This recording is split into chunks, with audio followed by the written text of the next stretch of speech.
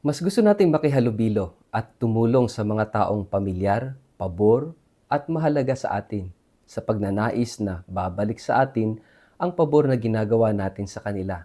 At hindi ganito ang hamon ni Jesus.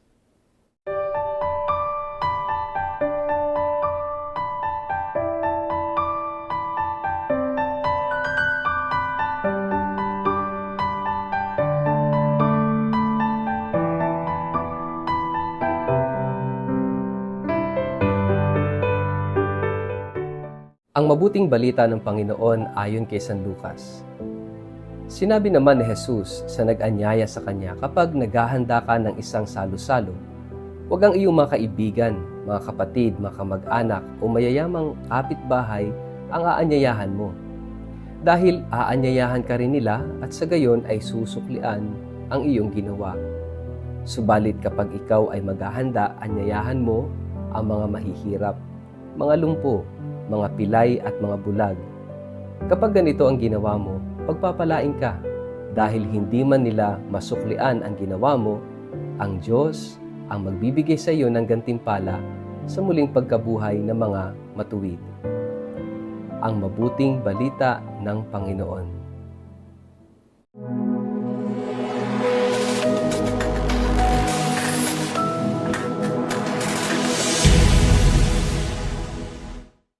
Mapagpalang araw po sa inyong lahat. Kumusta po kayo? Ang atin pong word of the day ay preference. Bago po tayo magpalalim sa ating reflection ngayong araw na ito, kayo po ay muli kong inaanyayahan na huwag kakalimutan na mag-like, follow at subscribe sa ating page na Word of the Day at Father Richard Lagos.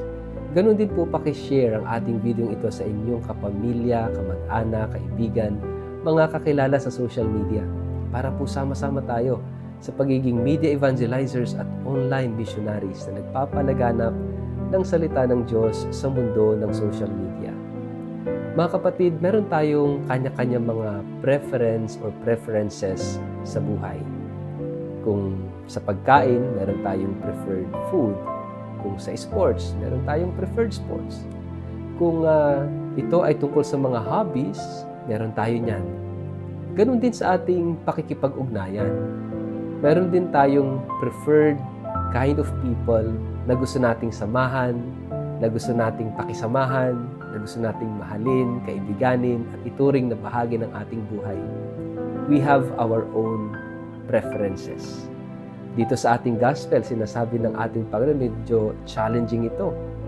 Kasi most of the time, yung kinakaibigan natin ay yung pabor sa atin, yung kapanatagan ng loob natin, yung parehas nating interes. Ganon din minsan kapag tumutulong tayo, marami tayong basihan, marami tayong tinitingnan bago natin tulungan ng isang tao, bago natin pagmalasakitan, bago natin ituring na i-welcome sa ating buhay, sa ating tahanan, sa ating pakikipag-ugnayan. At madalas, mayroon tayong mga, kumbagay, inaasahang kapalit. Kapag tumulong tayo, naghihintay tayo ng ROI. Ano po yun? Return of investment. Kapag tayo ay nakikipagrelasyon, nakikipagkaibigan, para bang sometimes, if not always, meron tayong hinihintay at the back of our mind na babalik at babalik sa atin.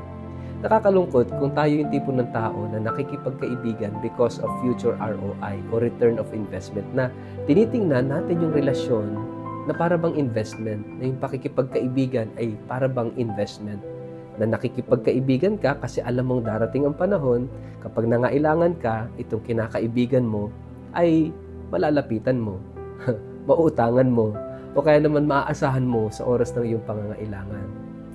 Laging gano'n, no?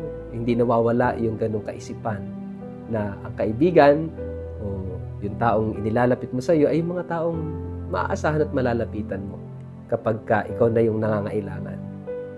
Pero alam niyo po, radikal itong hamon ng ating Panginoong Jesus dito sa ating gospel.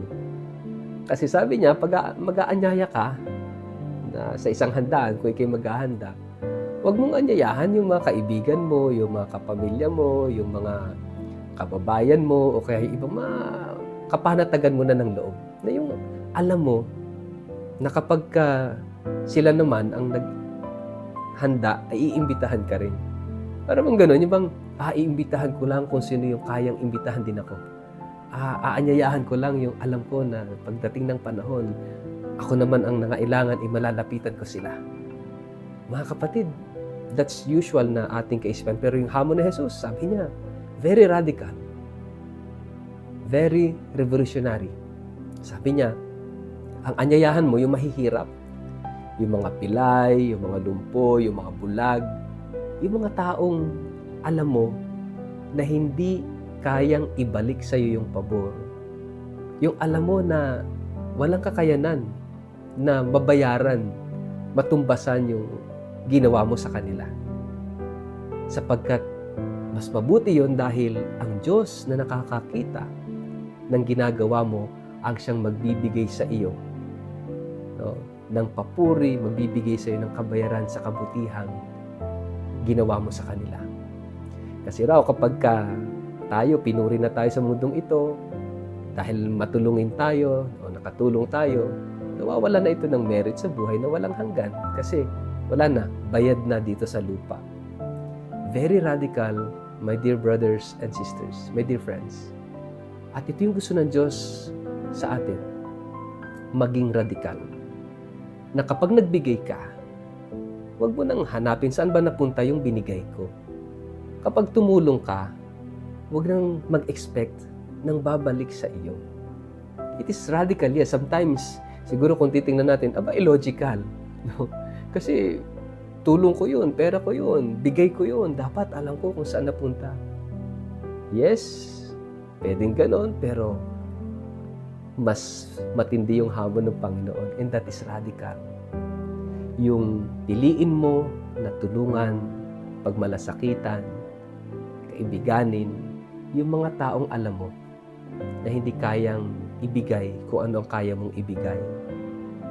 Ito yung pagmamahal, extra mile, mercy, habag, malasakit.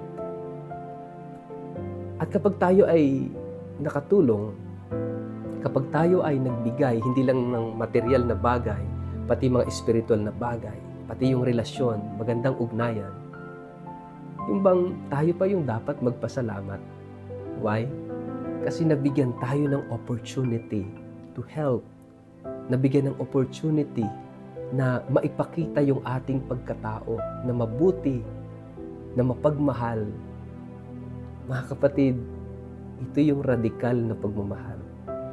Ito yung radikal na pagmamalasakit at pagtulong. Ito yung radikal na tawag ng Diyos sa atin na maging tulad niya. Minahal tayo, itinuring tayong pamilya.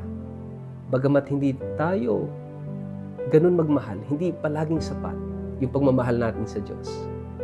Madalas hindi tayo grateful sa kagandahang loob ng Diyos, and yet patuloy tayong minamahal at dinadamayan, pinagmamalasakitan at tinutulungan. Mga kapatid, let us give like Jesus. Be good like Jesus. Love like Jesus. Magmalasakit. Be merciful like Jesus. Be friendly like Jesus. Sa ngalan ng Ama, ng Anak at ng Espiritu Santo. Amen. Ama naming Diyos, bigyan mo kami ng pagkiling at pagmamahal sa mga taong higit na nangangailangan ng pagmamahal. Tulungan ang higit na nangangailangan ng tulong kahit walang bumalik sa amin. Nawa, matutunan namin ang tunay na pagbibigay at pagmamalasakit tulad mo para sa amin. Pagpalain po kayo at ingatan ng makapangyarihang Diyos, Ama at Anak at Espiritu Santo. Amen.